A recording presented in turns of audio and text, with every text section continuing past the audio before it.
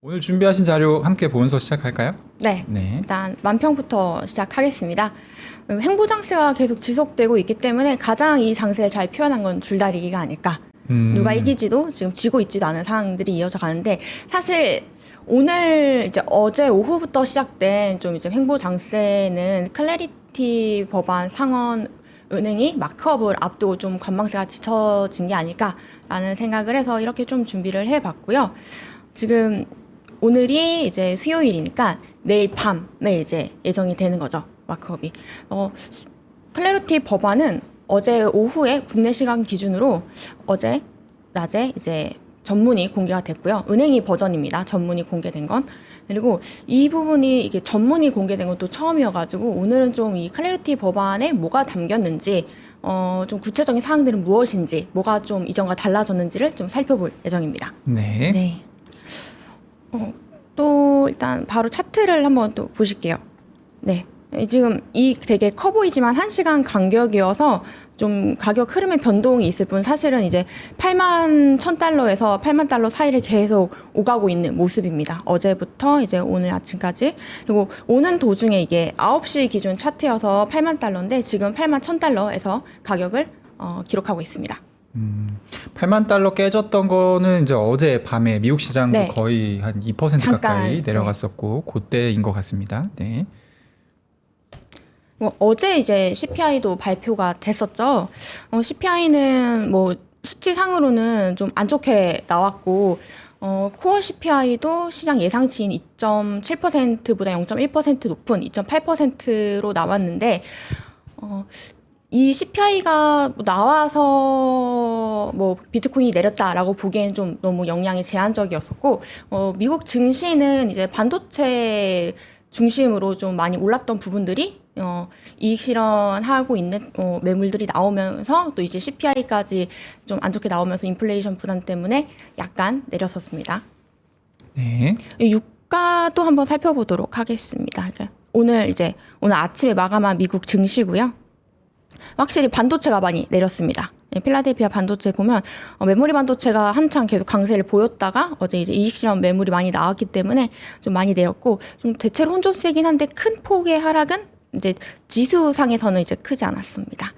유가는 많이 오른 모습을 볼 수 있는데, 아무래도 미국 이란 협상이 예상과는 조금 이렇게 순조롭게 흘러가지 않아서 유가가 많이 올라간 것 같습니다. 트럼프 대통령이 방중을 위해서 중국으로 이제 떠났죠. 네. 떠나면서 기자회견도 하고 여러 가지 이제 얘기들을 좀 언론에 남겼는데요. 이것들을 한번 같이 살펴보면 좋을 것 같습니다. 네. 일단 이란 얘기입니다. 이란은 이제 중국의 SOS를 강력하게 보내고 있는 상황이죠. 네. 이란이 이제 도널드 트럼프 미국 대통령의 방중을 앞두고 이제 뭐 전쟁 종식을 위해서 이제 자국의 입장을 좀 대변해서 중국에 전달을 했는데요. 이 파칠리 대사입니다. 이란의 대중 대사이고, 이 사람이 이제 이란이 중국에 전달한 메시지는 명확하다. 이란은 전쟁의 영구적 종식, 그리고 안정적인 휴전 체제 이제 수립, 그리고 호르무즈 봉쇄 해제, 그리고 이란의 정당한 권리를 존중해 달라는 것을 요구했다. 그리고 중국이 이러한 이란의 메시지를 전달할 수 있을 만큼 이 강대국들 사이에서 좀 효과적으로 그 입장을 대변할 수 있는 위치에 있다라면서 중국을 좀 올려주면서 자신들을 좀 도와달라고 호소를 했습니다. 여기에 또 트럼프도 이제 지지 않고 맞대응을 했었죠. 이 트럼프 대통령이 떠나면서 이제 방중 출국 전에 기자회견을 백악관에서 가졌습니다. 도널드 트럼프 대통령이 그 방중을 앞두고 중국의 시진핑과 만나서 시 주석과 함께 이란에 대해서도 얘기를 하겠다라고 얘기를 했는데, 시 주석이 본인에게 비교적 잘 협조해주고 있다면서 중국은 우리 편이다라는 좀 메시지를 보냈지만, 사실은 뭐 어떻게 회담이 진행될지는 사실 내용이 나와 봐야 알 것 같습니다. 일단 기자회견에서 어떤 얘기들이 오갔는지 좀 살펴보면, 기자들이 호르무즈 해협 상황에 대해 어떻게 생각하냐라고 묻자 트럼프 대통령이 중국이 해당 지역에서 많은 원유를 수입함에도 불구하고 별다른 마찰이 없었다. 하지만 시 주석은 내 친구다. 이런 좀 긍정적인 메시지를 보내면서, 이제 기자들이 그럼 시 주석이, 그러니까 중국이 굳이 미국과 이란의 문제에 개입할 필요가 있냐라고 묻는 이제 질문에는, 우리는 이란의 문제에 누구의 도움도 필요 없다라고 이제 뭐 굳이 도움을 받을 필요는 없다 얘기는 하겠지만 우리가 중국의 도움까지는 받을 필요가 없다 라면서 좀 선을 그었는데 이건 아무래도 회담을 앞두고 너무 이제 사전에 언론을 통해서 믿지는 이제 입장을 가져갈 필요가 없기 때문에 이 정도로 얘기를 한 것 같고요. 이란 핵무기 보유에 대한 입장은 여전히 강경했습니다. 이란은 핵무기를 절대 가져서는 안 되고 못할 것이고 이란도 그런 사실을 알고 있다라는 메시지를 전하면서 이제 짧은 기자회견을 마무리하고 중국으로 떠났습니다. 뭔가 이게 중고등학교에서 그 학생들이 우 패거리 지어가지고 네. 서로 자기 편으로 끌어들이려고 이제 싸우잖아요. 그거 보는 것 같은 느낌이 좀 듭니다. 그러니까 내 편을 들어줘. 네. 하지만 네가 꼭 뭐 그렇게까지 하지 않아도 돼. 이런 식으로 얘기를 한다든지. 네. 제가 이제 그냥 일반 입장으로 봤을 때는 네. 이 전체적인 상황에서 중국은 사실 그 반에 있었다 그러면은 네. 반장도 부반장도 총리무도 서기도 아니었는데 갑자기 뭔가 이제 부여를 받은 거예요, 역할을. 예. 그랬는데 이게 내가 생각보다 중요한 위치에 가겠네? 이걸 내가 잘 해내면 뭔가 전략적으로 나에게 굉장히 큰 도움이 되겠네? 네. 하면서 좋은데? 라고 은근히 웃고 있을 것 같은 그런 생각이 들거든요. 근데 네. 저는 약간 이게 좀 쉽지 않아 보이는 게 왜냐하면 이란이 중국에 우리 입장 대변해줘라고 하면서 호르무즈 지금 작전구역을 10배 확대했거든요. 맞습니다. 그러면은 어쨌든 중국 입장에서는 중동에서 원유를 가져가야 되고 네. 중동에는 이란만 있는 게 아니라 사우디도 있고 그쵸. 뭐 카타르도 있고 UAE도 있고 뭐 많잖아요. 그리고 그쵸. 이란에서 가져가는 게 거의 한 10% 정도밖에 안 되는 걸로 알고 있어요. 그래서 네. 중국이 이란 입장을 좀 대변해 줄 수 있을까라는 생각도 사실은 좀 들긴 하는데 어쨌든 네. 또 트럼프가 워낙 또 밉상 짓을 또 하면 어떻게 될지 또 모르기 때문에 어쨌든 이번에 이제 미중 정상회담을 좀 잘 지켜봐야 될 것 같습니다. 네. 네. 그리고 이제 클래리티 법안 아까 이제 처음에 시작할 때 말씀해 주셨지만 목요일 그러면은 내일 새벽에 사실 이제 마크업이 시작되는 건가요? 미국 동부 시각으로 목요일 오전 10시 반이니까 한국 시간으로는 좀 늦은 밤에 시작된다고 보시면 될 것 같습니다. 네. 그러면은 클래리티 법안은 쟁점이 좀 변했습니까?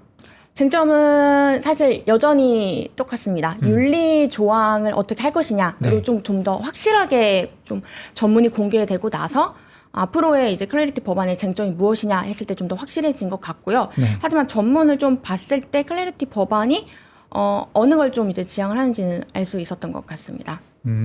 전문에서 좀 약간 전문 공개가 이제 됐는데 그게 거의 한 몇백 페이지 정도 되더라고요. 네, 법안이. 굉장히 309페이지였고요. 이 은행이가 이 309페이지의 전문을 처음 공개를 한 건데 마크업은 바로 이틀 뒤였잖아요. 어제 네. 기준으로.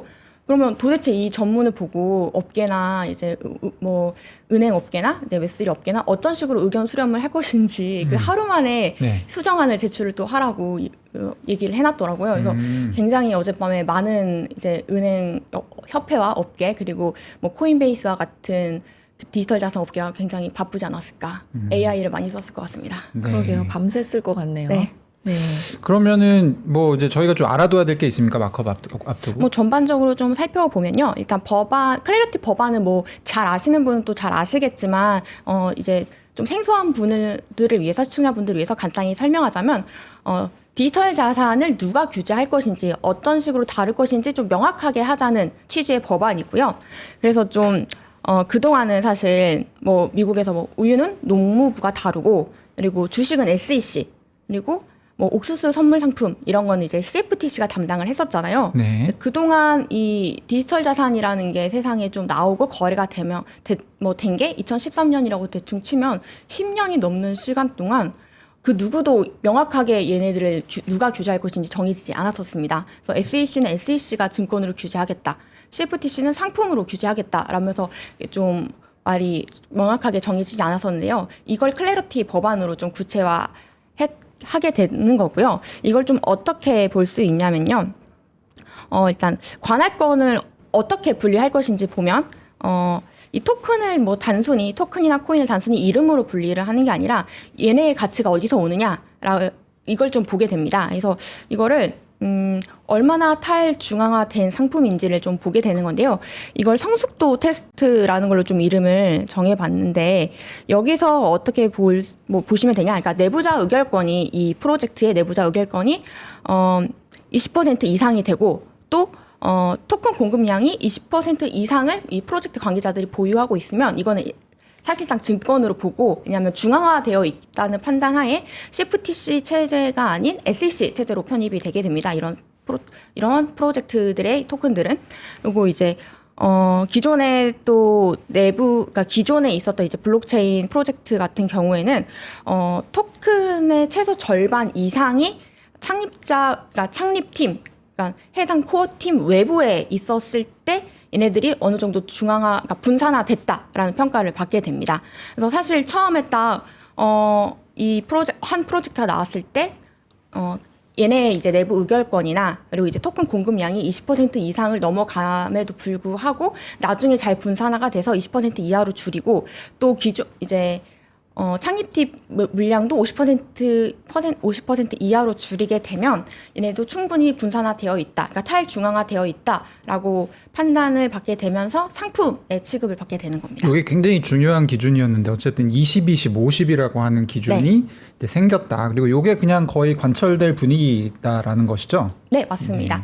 그리고 또 네 가지 기준으로 또 좀 정리해 볼 수 있는데요. 실제로 이제 뭐 온체인 상에서 작동을 하고 있고 거래가 이루어지고 있는지, 또 누구나 코드를 열람할 수 있고 오픈소스 구조를 갖췄는지, 그리고 프로토콜 규칙이 사전에 공개됐고, 그리고 그에 따라 자동으로 작동을 하는지, 이제 마지막으로 특정 개인이나 아까 말씀드린 겁니다. 특정 개인이나 집단이 토큰을 20% 이상 지고 있지 않은가. 이게 이제 얼마나 분산화되어 있냐를 보는 기준이라고 이제 클래리티 법안에 나와 있습니다. 네. 근데 이거 엄청 좀 어려울 것 같긴 해요. 규제하기가. 왜냐면은 어느 순간 제가 SEC 관할에 있다가 어느 순간 CFTC로 갔다가 또 회사의 상황에 따라 또 다시 SEC로 갈 수도 있고 그런 거잖아요. 그러니까 이게 왔다 갔다 하는 경우조차도 생길 수 있지 않을까. 그럴 수도 생각이 있는데 들거든요. 제가 볼 때는 네. 어쨌든 지금 이제 코인을 만드는 입장에서 보면 CFTC는 되게 쉽거든요.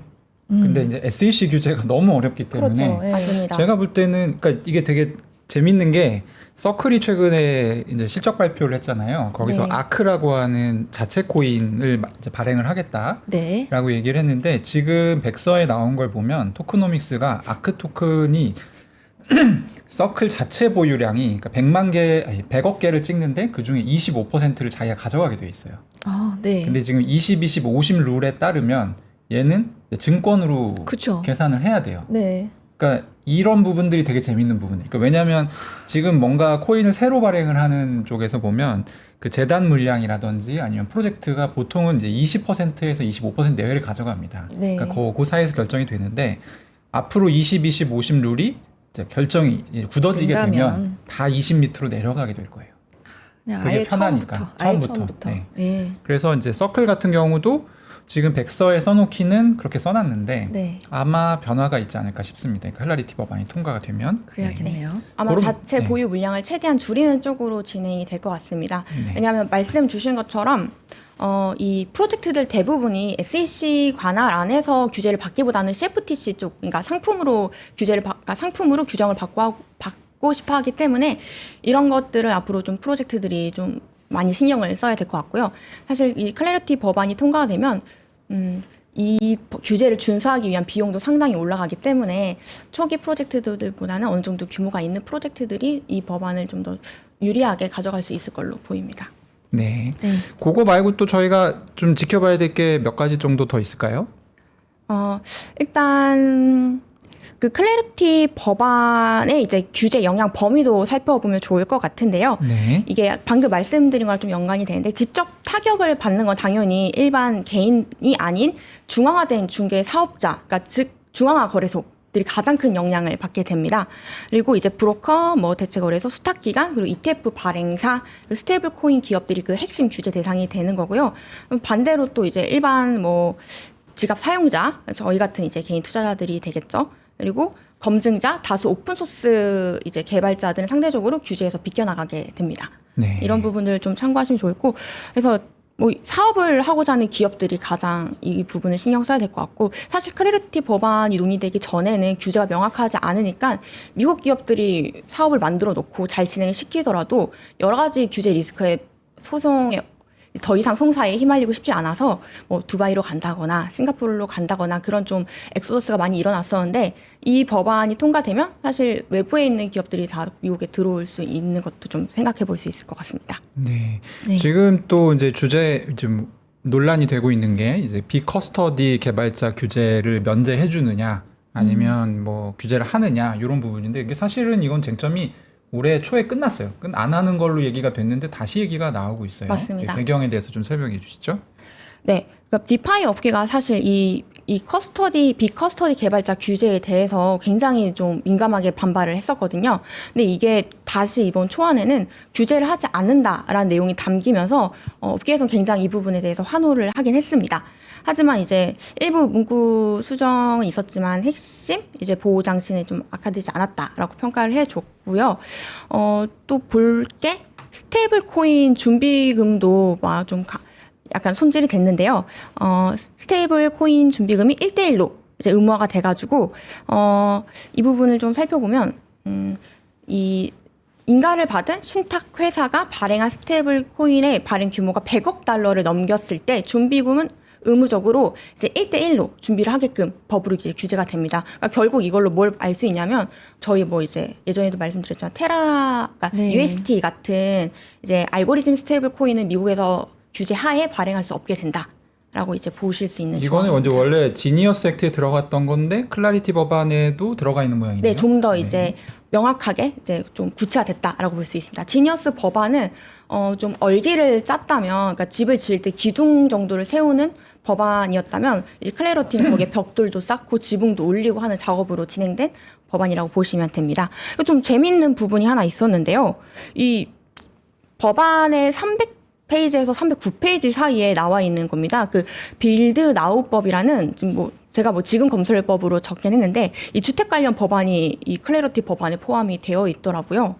이걸 좀 살펴보면 이 미국 사실 디지털 자산 규제에 관한 법인데 단일법인데 이 다른 업권법이 포함이 되어 있는 거잖아요. 미국 의회선 이런 걸 뭐 라이더나 로그롤링, 그러니까 끼워 넣기, 끼워 팔기 이런 식으로 표현을 한다고 하더라고요. 그러니까 디지털 자산 규제 완화를 반대하던 의원들에게 우리가 이제 너네가 좀 민감하게 생각하던 주택 문제를 좀 통과가 될 수 있게 신경 써줄 테니까 우리 법안도 통과할 수 있게 해줘라는 의원 사이의 로비 같은 건데요. 그래서 좀 일단 공화당 소속의 존 케네디 의원이 있는데 이 케네디 의원이 자기가 밀고 있던 주택 법안이 잘 처리되지 않는다는 이유로 좀 연초에 이제 클래리티 지지에 대한 유보 입장을 밝혔었거든요. 그러니까 이런 부분을 좀 회유하고, 그러니까 우리 편의 표수를 좀 확보하면서 후에 또 하원에서 통과를 했을 때 이 민주당 쪽 의원들에게도 회유를 하기 위해서 이 법안을 클래리티 법 조항 안에 포함을 시켰다라고 이제 볼 수 있겠습니다. 좀 정리해 보면 말씀하신 게 이제 클래리티 법안에는 이게 왜 들어가 있지라고 하는 부분이 들어가 있는데 네, 생뚱맞게. 네, 생뚱맞게 그거는 실무적으로 반대를 하고 있는 의원들을 좀 설득하는 용도의 끼워넣기 조항들이고 그만큼 이제 클래리티 법안이 지금 굉장히 첨예하게 진행이 되고 있다. 그러니까 아주 원사이드하게 무조건 통과되는 그림보다는 사실 그렇게 해서라도 지금 양당 의원들을 어떻게든 끌어모아야 되는 약간 그런 상황에 놓여 있다를 잘 보여주는 그런 일면인 맞습니다. 것 같습니다. 특히 네. 이제 내일 밤에 열릴 상원은행이 마크업보다는 그 상원 본회의 이후에 하원 표결까지 고려한 좀 끼워넣기 조항인데요. 폴리티코가 지난 3월에 그 공화당 상원이 하원이 원하는 지역 은행 이제 규제 완화를 좀 클래리티에 실어줄 수 있다. 대신 상원에서 이미 통과된 주택법안 패키지를 좀 하원도 받아달라는 식의 제안이 오갔다는 내용을 보도했었습니다. 그래서 사실 뭐 톰 틸리스 의원이 뭐 클래리티 법안 더 이상 뭐 반대할 이제 명분이 사라진 상태에서 상원 표결 자체는 은행의 표결 자체는 무난하게 넘어갈 수 있을 걸로 좀 예상이 되는데 이후에 뭐 본회의와 그리고 이제 하원 표결에서 어떻게 진행되는지가 좀 난항이 될 수 있어서 이런 부분들을 좀 보아야 될 것 같고요. 또 좀 클래리티 법안이 혹시라도 좀 진행이 되는데 장애물이 뭐가 있을까 좀 살펴봤는데 역시나 이제 은행권의 치열한 반대입니다. 여기 보시면 코인마켓캡에서 간단하게 이제 올려준 건데 코인 은행이죠. 코인뱅크에서도 이 클래리티 법안에 대해서 반대를 하자, 다들 힘을 모으자 이런 얘기가 또 나왔었고 미국 은행가 협회, 미국 은행의 협회들입니다. 이 협회들도 회원 은행들에게 클래리티 법안에 반대하도록 좀 상원 의원들에게 로비를 좀 빨리 잘 해봐라. 마크업이 얼마 남지 않았으니까 이런 식으로 계속 독려를 하고 있다고 합니다. 또 이 부분뿐만 아니라 또 의아했던 게 미 노동계에서도 클래리티 법안 통과에 대해서 반기를 들었다는 얘기가 나오더라고요. 이 단체가 이제 지난 9일에 상원에 전달을 했는데 이들의 주장이 뭐냐? 연금 자금 이제 클래리티 법안이 통과돼서 연금 자금들이 이제 디지털 자산 관련 상품에 좀 더 잘 투자할 수 있게 되면 좀 명확하게 투자할 수 있게 되면 이러한 좀 위험성이 결국에는 우리들한테 오는 게 아니냐, 연금 수령인들한테 개인들한테 오는 거 아니냐라면서 되게 위험하다. 그래서 이거에 대한 반대를 좀 내비쳤습니다. 이거는 사실 이제 지금까지는 안 나왔던 얘기인데. 네, 맞습니다. 그래서 노동계에서도 클래리티 법안 좀 문제 있다 이런 식으로 얘기가 되고 있습니다. 근데 어쨌든 뭐 네. 지금 상원에서 얘기가 되기는 거의 얘기가 이제 쟁점 정리가 끝났고 여기서 이제 추가적인 거는 아까 얘기하셨던 그 이제 내부자 거래 관련한 내용만 조금 쟁점이 되는 걸로 보입니다. 네. 그거 관련해서 또 어제 얘기가 하나 나왔죠. 네. 미국 상원 의원이죠. 이 갈리브랜드가 계속해서 이 내부자 거래 없으면 이 윤리 조항이 없으면 클래리티법 합의가 불가하다는 입장을 내세웠는데 어제 공개된 전문에서 윤리 조항이 빠져 있었습니다. 네. 네, 그래서 제가 이제 봤을 때 클래리티 법안에 윤리 조항이 없으니까 여기에 이제 물고 넘어질 수 있겠다. 그 민주당 의원들이 이런 생각을 좀 할 수밖에 없더라고요. 근데 이제 민주당 일부 의원과 갈리브랜드 의원이 되게 첨예하게 여기에 대해서 아주 예민하게 반응을 하고 있는데 이 이해 충돌을 막는 윤리 규정 없이는 법안을 지지하지 않겠다라는 입장을 계속 고수하고 있고, 근데 이 윤리 조항이 사실 포함이 된 적이 없었습니다. 네. 네. 왜 그러냐 하면 이 은행의 공화당 지도부가 윤리 문제는 상원 윤리위원회에서 관할하는 문제이기 때문에 우리가 이 섣불리 이 시장 구조와 명확한 법안, 그러니까 클래리티 법안에 포함시킬 수가 없다. 그렇기 때문에 이제 사실 농업이 버전에서도 그리고 이제 은행의 초안에서도 이런 윤리 관련 조항이 애초에 포함이 되지 않았었거든요. 그래서 이 부분이 어떻게 진행될지 표결 전까지 어떻게 이 수정 사항에 반영이 될지를 좀 지켜보는 것이 이번 클래리티 법안의 관전 포인트 중에 하나가 되겠습니다. 사실 뭐 네. 이제 마크업 하루 남았는데 이 정도 되면 대충 분위기 정리되겠지 싶었거든요. 근데 뭐 아직도 지금 좀 혼란과 불확실성이 가득한 상황인 것 같고 폴리마켓은 지금 어떻게 되고 있죠? 네. 이게 비트코인은 횡보였지만 이 네. 시장이 클래리티 법안을 바라보는 마음 자체는 많이 좀 내려앉았습니다. 저희 그때 한 75%까지 올라가지 않았었나요? 이번 주 맞아요. 초에? 근데 오늘 확인해보니까 아침에 60%까지 내려가 있더라고요. 왜 또 내려갔을까요? 네, 동준 변호사님 이제 그 인사이트에 비견해서 보면 80% 넘어야 되는데. 네. 그러니까요. 클래리티 법안이 마크업을 하루 앞두고 상당히 좀 불안한 좀 정세에 처해 있다라고 볼 수 있는 상황입니다. 네. 그래도 또 우리가 안 될 듯 안 될 듯 하면서도 여기까지 왔으니까 조금은 더 기대해보고 기다려 봐야 될 것 같습니다. 하여튼 뭐 여러 가지 목소리들이 있긴 한데 개인적으로 좀 여쭤보고 싶은 게 편집장이 생각할 때는 어떻습니까? 통과가 될 것 같나요? 안 될 것 같나요? 이 좀 섣불리 말하기는 그렇지만 제 희망을 좀 담아서 말씀드리자면 상원 은행이 마크업까지는 그래도 좀 진행이 되지 않을까. 네. 표결이 문제다. 네, 맞습니다. 본회의와 이제 상원 본회의와 하원에서 이제 또 법안을 통합을 해야 되잖아요. 그렇죠. 그때 이제 정말 많은 다수의 민주당 의원들도 있는데 그 의원들을 어떻게 설득시키냐 이런 게 또 관건이거든요. 그래서 이 민주당 키맨들을 잘 설득을 해서 이 본회의 때도 60표 이상을 사실 얻어야지 필리버스터 같은 좀 시간을 끄는 제도 없이 빠르게 진행이 될 수 있잖아요. 상원에서. 네, 맞습니다. 상원 본회의에서.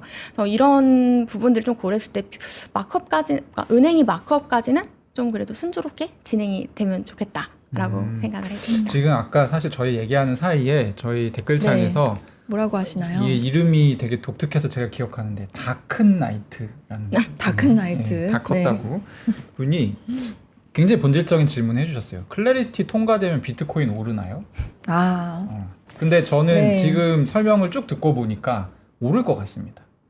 왜냐면 얼만큼 오를 거냐가 중요한 거 아닌가요? 그러니까 일단은 뭐 뉴스가 나오면 떨어지는 경우도 또 있거든요. 그리고 전쟁 이후에 또 비트코인이 상승을 꽤 있기 때문에 네. 그런 부분들도 약간 지금 이제 관심사인데 제가 볼 때 여태까지도 이렇게 불확실하다면 아직 가격에 반영 안 됐다고 보는 게 맞을 것 같습니다. 그래서 이제 호재로 반영이 돼서 가격이 올라가지 않을까 그런 생각이 일단 얘기가 이제 쭉 듣다 보니까 그런 생각이 들었고요. 네. 뭐 클라리티 법안 이슈는 아마 내일도 나오고 모레도 나올 계속 것 나오겠죠. 같아서 저희가 계속 전해드리도록 하겠습니다. 네. 어제 뉴스 중에 이제 마지막으로 좀 저희가 하나 더 전해드려야 될 게 JP 모건에서 지금 새로운 토크나 펀드 출시 신청을 했어요. 네, 맞습니다. JP 모건에서 이 토크나 항상 좀 붐이잖아요. 이 새로운 토크나 펀드를 출시를 했는데 그래서 이 뉴스를 좀 가져와 봤습니다.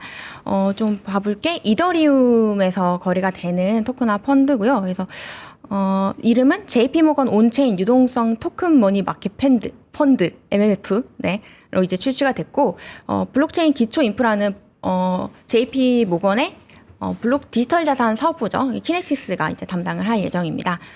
좀 주목해서 볼 만한 사실이 좀 뭐가 있을까 좀 살펴봤는데, 아무래도 토크나 펀드가 나오게 되면 이런 기간 자금이 온체인으로 바로 유입이 되는 거잖아요. 그래서 온체인의 이제 거래량이 상당히 활발해질 수 있고, 이런 부분들이 또 온체인에 있어서 표준화를 성립할 수 있기 때문에, 여기서 사업을 하는 특히 이제 프로토콜을 운영하고 있는 이런 기업들에게는 호재가 되고, 또 그 기업들에게 호재가 된다는 건 그 기업들이 발행한 이제 코인이나 토큰을 보유하고 있는 투자자들에게도 호재가 될 수 있기 때문에 한번 가져와 봤습니다. 네. 네, 제 기억에는 JP모건이 몇 년 전만 해도 좀 비트코인 비판하고 그러지 않았었나요?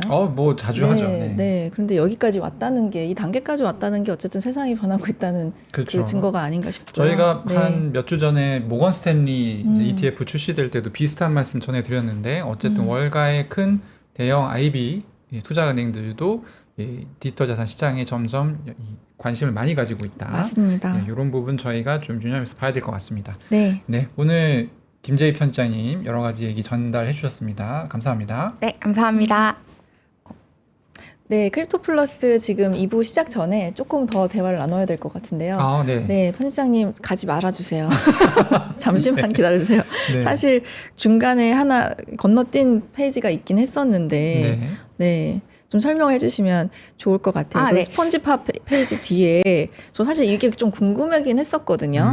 네. 어떤 거 말씀하시는 거죠? 그 댓글이라고 하나 막 이런 것들 막 모아놓은 네, 이게 뭔가요? 코인베이스 CPO 이름이 어려우신 이거 뭐라고 읽어야 슈르자트. 자, 변호사님 읽어주십시오. 이거 뭐라고 있습니까? 이게 뭐라고 읽어야 되나요? 미국 분이 아니신 것 같은데. 모르겠어요. 이 진짜 슈르자드 모르겠습니다. 야, 이게 근데 이거 미국에 어려운 이름이 많군요. 이게 아마 뭐 묵음이 많이 있는 것 같아요. 네. 아무튼 이제 코인베이스의 최고 이제 정책 담당자 분입니다. 이분이 이제 어제 클래리티 법안 전문이 공개되고 이제 코인베이스 입장을 대변하는 소셜 미디어 게시물을 하나 올렸습니다. 밤새 발표된 클래리티 법안의 세부 사항을 검토하고 있는데 모든 게 이제 뭐 우리 노력의 산물이다. 마크업이 너무 기대된다. 너무 이제 재밌을 것 같다라는 취지로 내용을 올리면서 네. 우리는 이제 이 법안이 진행되는 걸 기다리겠다라는 내용을 올렸는데 반응이 아주 좀 날카로웠는데요. 왜냐면 코인베이스가 이거 반대해가지고 이거 많이 몇 달 밀렸죠. 전에 통과될 걸 이렇게 밀렸다라고 사람들이 생각하는 거예요. 네, 이게 코인베이스가 은행업계와 반대에 서면서 1월에 나 이 스테이블 코인 수익 이자, 그러니까 스테이블 코인 이자 지급에 대해서 명확하게 하지 않으면 나 이거 뭐 지지 안 한다라고 했고, 근데 이제 그때 리플에서는 브래드 갈링하우스는 나는 이 정도면 만족한다. 절충안이었죠. 그때 뭐 보상에 대한, 그러니까 행위에 대한 보상 정도면 나 이제 만족한다. 그런 얘기를 해서 좀 업계 안에서 의견이 갈렸었죠. 그래서 코인베이스는 어쨌든 업계를 위해서 의견을 냈던 건데 결국에는 이 골든타임을 지키냐 마냐까지 클래리티 법안이 좀 지연이 되면서 이 굉장히 커뮤니티에서 반응이 안 좋았습니다. 그래서 이 CPO에게 누가 당신을 정신 차리게 만들었냐, 그러니까 이성의 목소리로 만들었냐 이런 얘기도 있고, 그렇군요. 태도 변화가 네. 정말 심각하다. 만약에 이제 누군가 반대 의견을 내고 바로 이렇게 말을 바꾸는 모습 아니냐 이러면서 또 윤리 규정 개정이 되지 않으면 이것도 완전 문제가 바뀔 텐데 그때는 어떻게 할 거냐, 뭐 다양한 이제 촌철살인 코멘트들이 엄청 많이 달렸었습니다. 제가 일부만 네. 가져왔는데도 네. 아주 코인베이스가 막 두드려 맞는 모습이 보이더라고요. 근데 또 그러다 마음 또 바뀔 수 있으니까 좀 달래주는 댓글을 저희가 달러 가야겠습니다. 아, 네. 열심히 빡치면 지지해서 어떡해요? 마크업까지 잘 진행될 수 있도록 좀 네. 코인베이스에게 긍정의 기운을 보내주시면 좋을 것 같습니다. 알겠습니다. 막간을 이용해서 저희 이제 코인베이스하고 최근에 이제 서클 실적 발표가 있었는데요. 둘 다 보면 이제 잘 안 되고 있어요. 잘 안 되고 있고 서클 실적 발표는 어제 박상희 편집장님 잠깐 이제 소개해 주셨는데, 네. 서클 같은 경우도 이거는 그냥 제 개인적인 뷰긴 한데 지금 뭐 이제 재무적인 숫자 자체는 상당히 조금 안 나오는 약간 그런 상황입니다. 그러다 보니까 이제 아크라고 하는 새로운 코인을 만들어 가지고 그 코인을 찍어서 이 코인에 이제 새로 없었던 자산이 생기는 거잖아요. 무형 자산이. 그렇죠. 그 반사 효과를 좀 누려보겠다. 약간 이런 생각하고 있는 것 같고요. 코인베이스 같은 경우도 지금 보니까 수수료 수입이 많이 줄어가지고 지금 이제 또 코인이 사실 올해는 좀 반등하겠지라는 기대가 많았는데 지금 거의 네. 벌써 5월입니다. 거의 절반 지났어요.